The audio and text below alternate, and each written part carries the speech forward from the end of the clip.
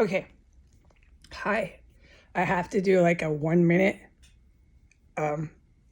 public information explanation. Okay. Because I'm in active combat here.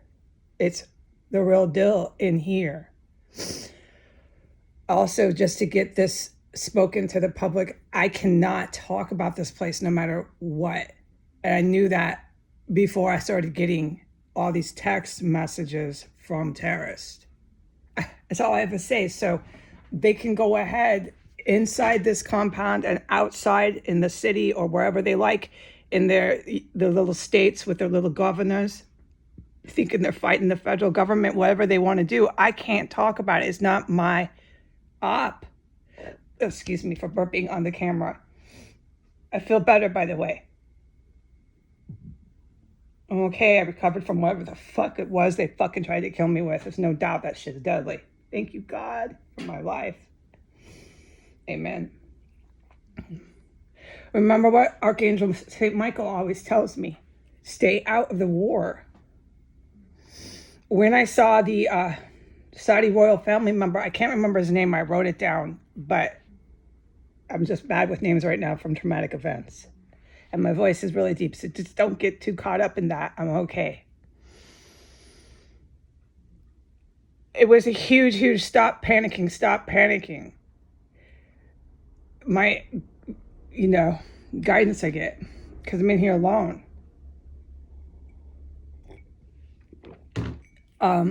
He's a really good person. Now, I don't know if he's alive. I don't know. I ask in guidance. It's my answer is I'm not going to tell you. Archangel says I'm not going to let you know that right now, because you're in a Saudi Arabian terrorist cell. They're trying to attack your country. There's some things you're just going to have to wait and watch and learn. More will be revealed. All right. But I get a strong yes. He's like you. You have family members, Heidi Granger, who are involved in a white attempted nationalist overthrow. It's so obvious, but I'm not allowed to talk about it. The uprising of neo-Nazis in America, that they're walking down the street, okay? This is what I deal with on the sidewalk. And they're literally consciously, like, you're holding your coffee cup, you say, oh, my coffee's warm, or hey, my coffee's getting cold. Like, they know that they want to engage in genocide. And that is why they're so militant to me when I'm passing them on the sidewalk. Okay, explains everything. That is what is here in the city. So I cannot discuss this. All he ever says that I repeat on the internet is I'm to stay out of it. Remember that to the public. And I really got to cut this short because I'm in active combat here. I'm just in it. What does he say? He says, stay out of the war. I help? Yeah, I help. But that's it. That is as far as my role, ROLE, goes. And I can't know about the Saudi royal family member buddies like you, Heidi Granger. That was my guidance. You got family members that are bad news. Oh, I know I do. But I don't talk about it on the internet because it doesn't have anything to do with what's happening in this house. What's happening in this house, I can't even talk about anymore. And on this row of houses, which they made into a chemical weapons complex. Okay, so whoever wants to enter, whoever wants to exit, from front doors, from holes in walls, from the roofs they run around on, I've seen it all here. Whoever wants to stand in front yards, backyards, drive down the alley, drive down S Street, I'm not in that. I'm out of it as much as I possibly can. But that man from the Saudi royal family, it's not an evil man, and I hope he's alive because I certainly should talk to him. Me and him should get the Mecca back. Me and him should work on getting the Mecca back. He would be a perfect person to do that, to try to bring some peace to the Arab world over there, because his family is now a target of a holy war. And that's why I have to be careful when I talk about him, because there are very angry Muslim terrorists after the Saudi royal family right now. So I hope if you're alive, if you haven't died since the Probe B, I don't know. I hope you're alive, and I hope to meet you. I don't say your name because of the word recall. And then I felt guilty. I felt bad because he was wearing his Saudi Arabian clothing, and he had helped the Probe B. It was an act of God. It was an act of God, what he did. He's with God. If it wasn't for him and the other outside investor man who was a scientist, and he's wearing his traditional Saudi Arabian clothing, and there I was going off about it. But all I can say, and I'll put it into writing, is I went off on Russia too, and Russia came and saved my life. I attacked Russia like the biggest jerk. And I did it every day, and I did it for 2 years straight until they came in here and saved my life, no matter what I had said about them. The only nice thing I ever said about Russia before they saved my life in this terrorist cell was that they have nice candy stores. And I knew in my heart, don't go that far, start going after them that much, because they have nice candy stores. They have the best candy stores. It's like walking into a magical world. The Russians and their candy stores, I felt it too. When I went in there, it was a store in Brooklyn. It was very much like a store you would have in Russia.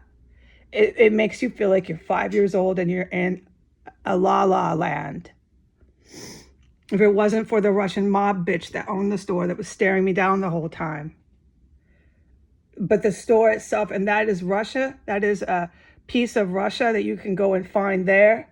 And I knew, don't attack their candy stores. They're not all evil.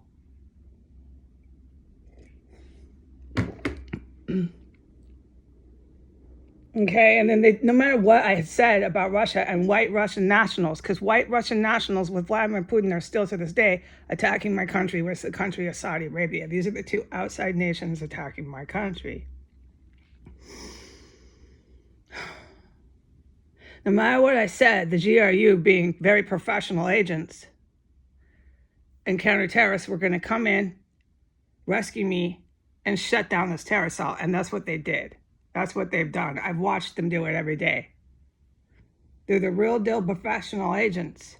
So that's what he means in my guidance. Watch and learn. Watch and learn. 5 years, I've learned a lot. And I'm learning a lot right now.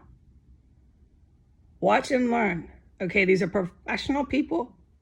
They're government, whatever, I don't have a word. They're government people. They work with your government people, your U.S. Navy SEALs. They're professional people. Watch and learn. Your job, don't film this house. Don't talk about this house. Don't talk about the war in the United States. Don't talk about the war all over the planet, because your country is attacking other countries. The whole world knows it. The way you can stay safe, don't go on the internet. So this was probably my only video I'm allowed today to say is why I'm not online. And that, yeah, I felt bad about attacking people, saying they wear their bed sheets. I've been brutally poisoned and smelled about 300 dead bodies in here. The fucking terror I've been through. I will write a small essay of an apology, and I still have to write one to Russia. I wrote one and put it on Facebook and all over the internet. I wrote a small letter of apology to Russia, because I felt really bad. No matter what, they came in. No matter what, they still saved my life, no matter what I had said.